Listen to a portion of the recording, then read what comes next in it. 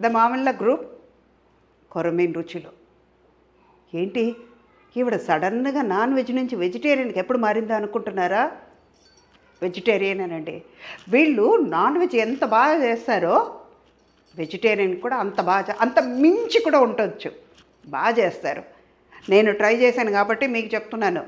ఒక్కసారి వాళ్ళ కిచెన్కి వెళ్ళి విజిట్ చేయండి, వెళ్ళి రుచి చూడండి. నిజమేనండి, నాన్ వెజ్ తినే వాళ్ళకు కూడా వెజిటేరియన్ ట్రై చేస్తారు. అప్పుడు మీరు చెప్తారు మీరు చెప్పింది కరెక్టేనండి అని.